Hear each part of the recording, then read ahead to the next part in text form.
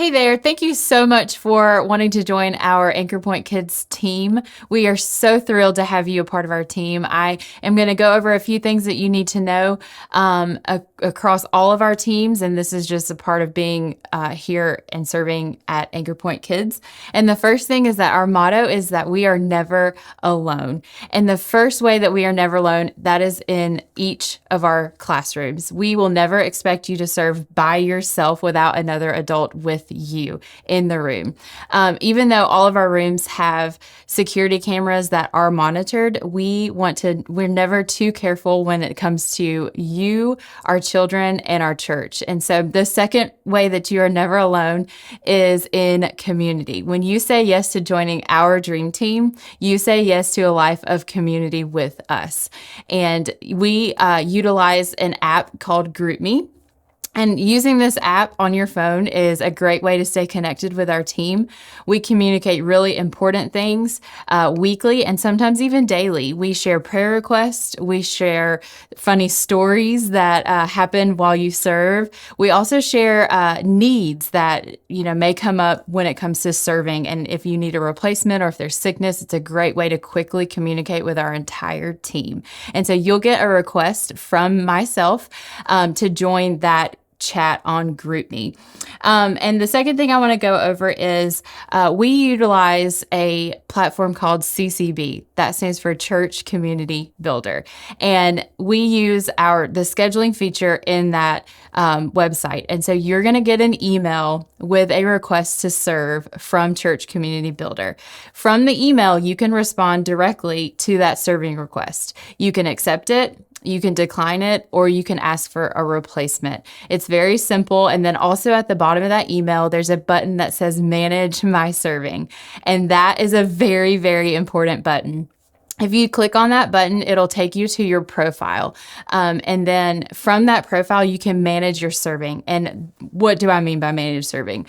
I mean, you can set your block out dates. Those blockout dates are so important. I make our schedules here, and when I go in to make a schedule across our entire team, if you have a date that you cannot serve, you can go in and you can click on that date on the calendar and let me know that you are unavailable. This is so helpful. So please do this for me. It makes scheduling a breeze, and it also helps me know how to create rotations and that type of stuff. So it's very important. And that is going to be in every email that is sent from Church Community Builder with a serving request. And if you have to decline a request, that's no big deal. There is an option for you to say why. Don't feel pressured to say why. But if it's, I'm out of town, I can serve next weekend. Give me all the information that you can so that I can better serve you and so that you can better serve our kids' ministry. The second thing I'm going to go over is some need to knows, and then I'm going to go over some good to knows. And the first thing in need to knows is you're going to receive one of these kids' team shirts prior to the week that I have you scheduled to serve for the first time. If you will, every single time that you serve, wear this shirt. This isn't just so you can look cool and look hip with all the kids.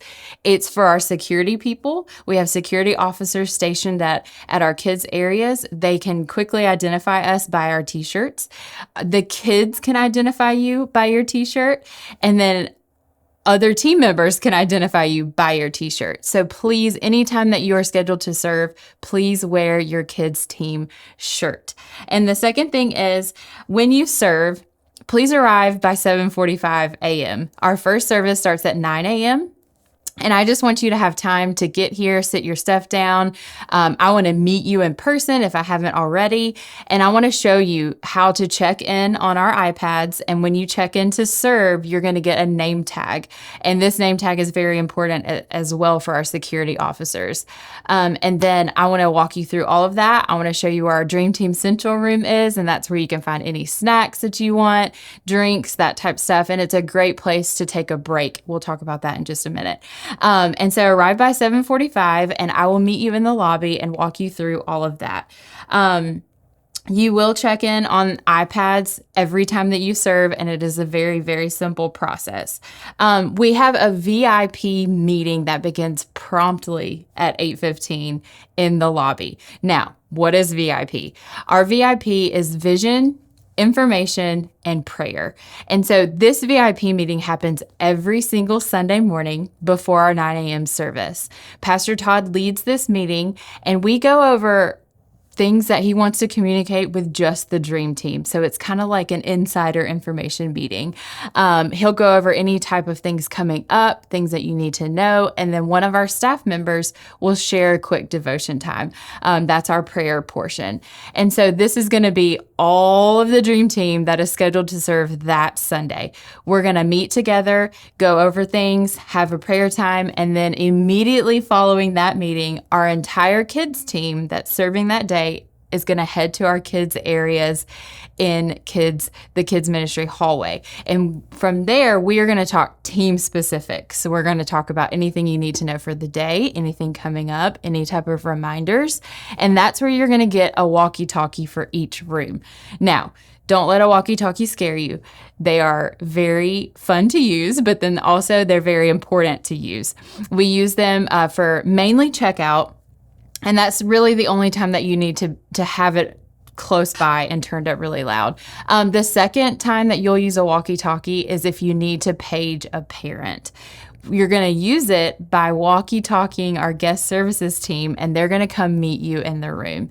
And we'll talk more about paging parents in just a second.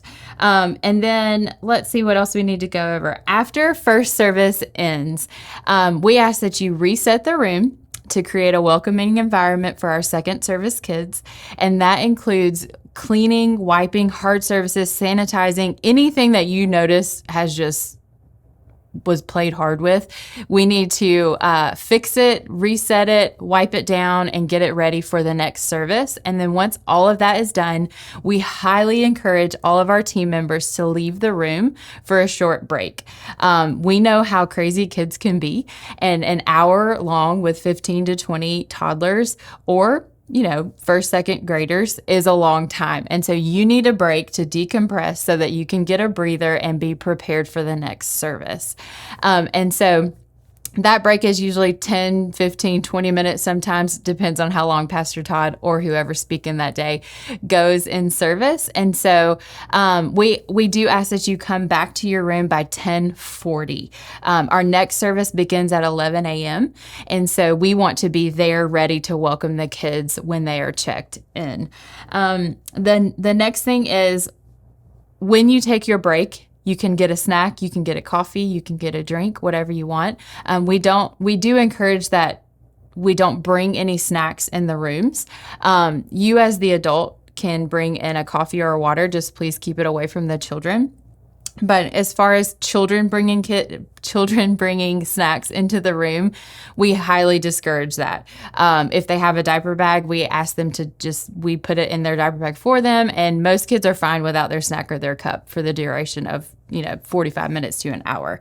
The second thing I want to go over is checkout under Need to Know. Checkout is a crazy fun time in kids ministry. It's where all of the parents of all of the kids show up at one time to get their kid.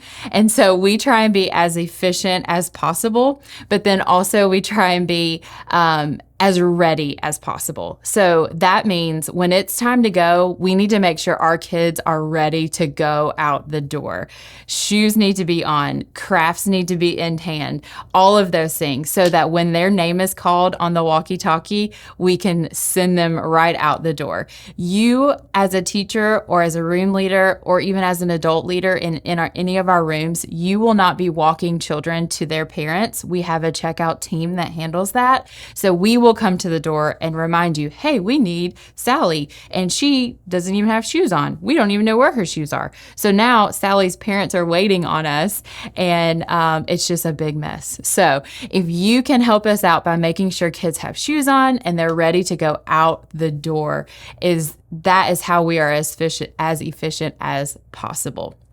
So that is when walkie-talkies come into play. We will walkie over the radio the name and most times the age of the child that is being checked out. At that moment, you send them out the door. Don't send them by themselves.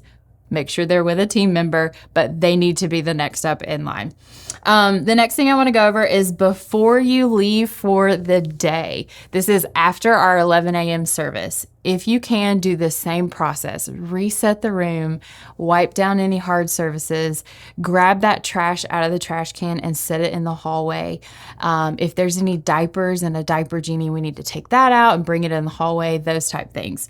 And we just need to have it ready for next Sunday or the next event that we have throughout the week. Okay, so I went over some need to knows. Now I'm going to go over some good to knows. And the first thing is we use incident report forms in kids ministry. This could be from a nursery age child all the way up to central. And so these are forms that we keep on hand every Sunday morning, and we use them for any type of incident. It could be a fight. It could be a bumped head. It could be an altercation.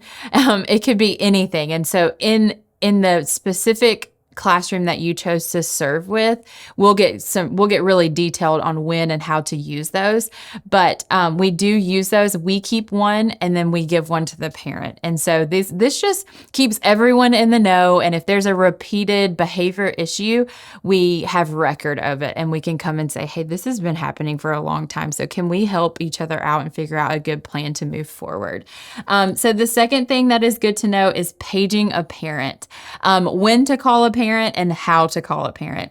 I don't expect you to know how to do this your first Sunday, but it is good to know. So when to call a parent, when there's a child that is upset, consistently crying for more than 5 to 7 minutes, we're going to get the parent. It's no fun for the kid to be crying consistently for 5 minutes, and it's no fun for their friends to hear them cry for 5 to 7 minutes, and then it's no fun for the parent to have, or not the parent, I'm sorry, for the teachers to have a child that's crying consistently for more than 5 to 7 minutes. Now, consistent crying is different than intermittent crying. So if you have a child that's upset and they're going in and out of crying, but they're like distracted and they're looking around, like that's not consistent crying.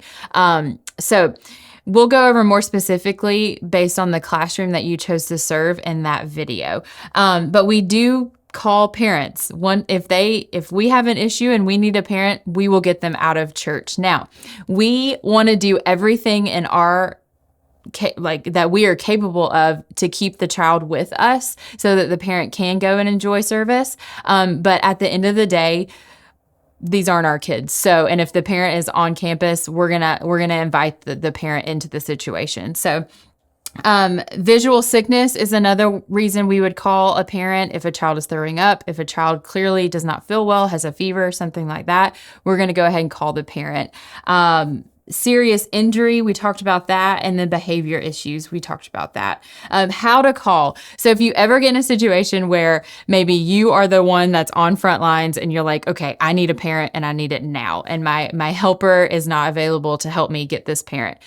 Really quickly, here's what you're going to do. You're going to grab your walkie-talkie, you're going to walkie guest services, and you're going to say, hey, I need to get a parent. They're going to come to the classroom if you tell them where you are, and you're going to hand them the child's sticker that is on the child's back. They're going to take the sticker into the auditorium and into our production and our media team, and they are going to put the code on the screen in the auditorium. This is going to signify the parent to come and meet the guest services team member in the lobby, and then they will walk to the classroom that you are in. Now, if a child needs to be removed from the classroom, we will keep them in the kids area because it's guarded during services. So we'll keep them in a safe area until the parent is escorted by a security guard to help the situation. So lastly, serving is such a big deal at our church, and we are so excited that you have decided to serve with us and Anchor Point Kids.